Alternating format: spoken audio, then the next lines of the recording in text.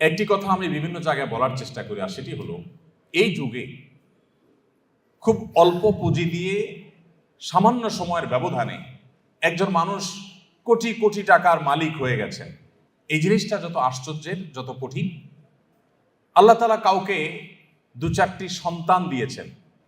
এই সন্তানগুলোকে সমাজে প্রচলিত যে আগুনের আঁচ চতুর্দিক থেকে আমরা দেখতে পাচ্ছি, সেগুলো থেকে বাঁচিয়ে, সেগুলো থেকে রক্ষা করে, হেফাজত করে মানুষের মতো মানুষ হিসাবে, নিজের কাঙ্ক্ষিত সন্তান হিসাবে গড়ে তোলা, এটা তার চাইতে বেশি কঠিন এবং চ্যালেঞ্জিং।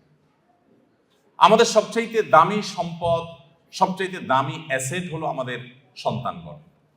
আমরা যে সমস্ত সম্পত্তি গড়ে তুলি, জমি জমা, টাকা পয়সা, সেগুলো সব আমাদের এই সম্পদের জন্য, অর্থাৎ সন্তানদের জন্যই আমরা করি। অতএব তারাই হলো আমাদের সবচেয়ে মূল্যবান সম্পদ।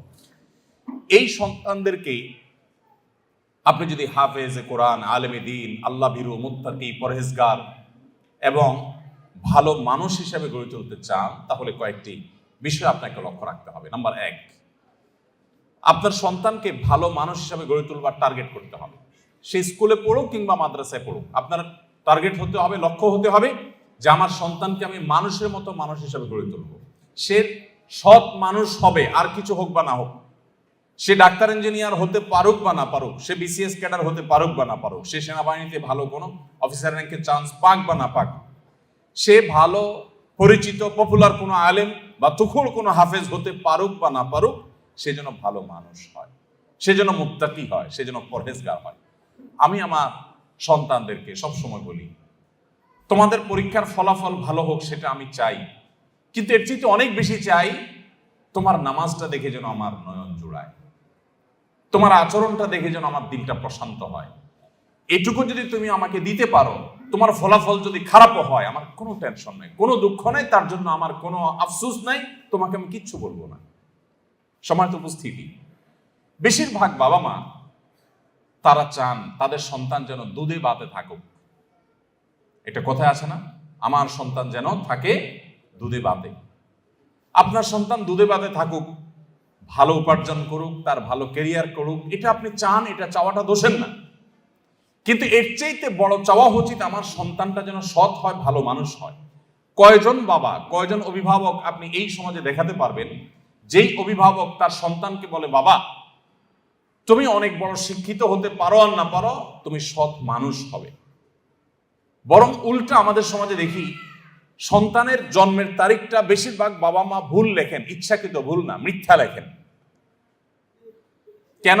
যাতে বেশি দিন চাকরগিরি করতে পারে, বেশি দিন সরকারি বা বিভিন্ন প্রতিষ্ঠানে চাকরগিরি যেন করতে পারে, সেই সুযোগ পাইয়ে দেওয়ার জন্য জীবনের শুরুতে একটা মিথ্যা গেঁথে দেয়। অনেক বাবা মা আছেন যারা বিভিন্ন স্কুলে তাদের সন্তানরা যে পড়াশোনা করে তাদের জন্য নকল কিনে এনে সন্তানদেরকে সার্ভ করে দেন, সাপ্লাই করে দেন। এরকম বাবা মা আছে না? নাই এই সমাজে আছে না? শুধু ভরে আছে। অর্থাৎ বাবা মার হাবভাব দ্বারা তারা বোঝাতে চান যে দেখো, আমি নিজে তো টাকার মেশিন, সারাদিন পয়সা ছাড়া আর কিছু চিনি না, অতএব আমার ঘরে জন্ম হয়েছে তোমাকেও টাকার মেশিন হতে হবে বাবা। দিন শেষে বাপ সন্তান সবাই মিলে আমরা টাকার মেশিন হয়ে যাব। দুনিয়া মানি ছাড়ার কিছু বুঝি না। সম্মানিত উপস্থিতি, আজ শিক্ষিত সন্তান নিয়ে বাবা মা যতটা সুখে আছেন, এই সমাজে এত শিক্ষিত সন্তান না থাকলেও বাবা মারা অনেক বেশি সুখী ছিলেন, সন্তানরা অনেক বেশি সুখী ছিলেন একটা সময়। শুধু পার্থক্য এইটুকু, তাদের মধ্যে নীতিনৈতিকতা ছিল, এখন নীতিনৈতিকতা নাই। আমি শিক্ষার বিরুদ্ধে বলছি না, শিক্ষা তো আমাদের লাগবেই, কিন্তু শিক্ষার পাশাপাশি যদি নীতিনৈতিকতা না থাকে, তো এই শিক্ষা জাতিকে যতটা উপকার করবে তার চেয়ে বেশি ক্ষতিগ্রস্ত করবে। দেশের উন্নতি যতটা করবে, দুর্নীতি তার চেয়ে বেশি করবে।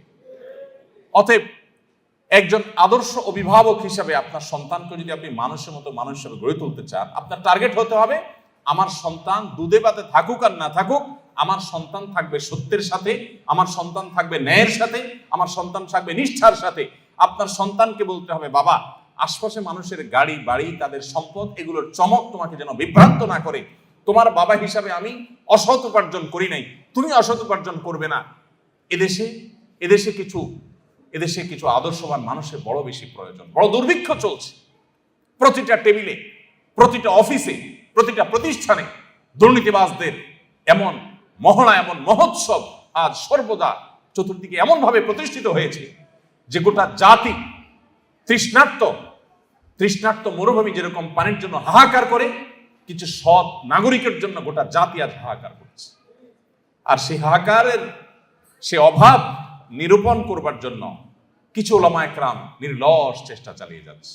সময় তো অভিভাবকবৃন্দ, আপনার সন্তানকে ছোটবেলা থেকে শিখাবেন, বাবা, আশেপাশে মানুষের অবৈধ উপার্জনের যে চাকচিক্য, এটা দেখে তুমি বিভ্রান্ত হবে না। মনে রাখবে, এই মানুষগুলোর অনেক সম্পদ আছে, পয়সা কড়ি আছে, কিন্তু সে নিজেকে জানে সে একজন আস্ত চোর, সে একজন আস্ত ডাকাত, সে একজন আস্ত দুর্নীতিবাজ, সে একজন আস্ত অসৎ মানুষ, সে একজন খারাপ মানুষ।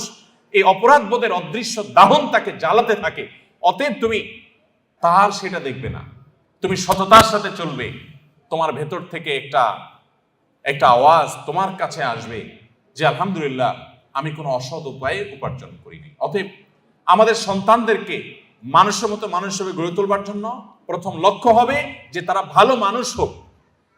আপনার সন্তান পরীক্ষার হলে যাচ্ছে, কয়জন বাবা মা আছেন যে এই কথা বলতে পারেন যে আমার সন্তানকে বলেছি যে বাবা, পরীক্ষার হলে গিয়ে কোনো নকল করবে না, অবৈধ উপায়ে তুমি কোনো কিছু আনসার করার চেষ্টা করবে না, খাতায় কিছু লেখার চেষ্টা করবে না, কারোর কাছ থেকে দেখে দেখে লেখার চেষ্টা করবে না, তুমি যা জানো তা লিখবে, তুমি ফলাফল যাই পাও আমরা অ্যাপ্রিসিয়েট করব। কোথায় সে বাবা মা আজ? বরং উল্টা বাবা মা সন্তানকে খোঁচা মেরে চাপ দিয়ে সন্তানকে ডিপ্রেসড করার হাজার নজির আমাদের সামনে আছে যে কেন তুমি পারো নাই, পাশে বাসার ছেলেটা এত ভালো রেজাল্ট করলো, আমি মুখ দেখাতে পারি না, তুমি কেন পারো নাই।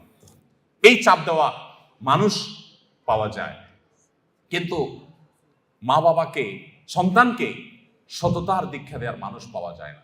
সময়ত উপস্থিতি, আমি আবারও বলছি, আমি আমার সন্তানদেরকে সবসময় বলি আপনাদের সঙ্গে শেয়ার করা, যাতে করে আপনাদের কারোর উপকার যেন হয়।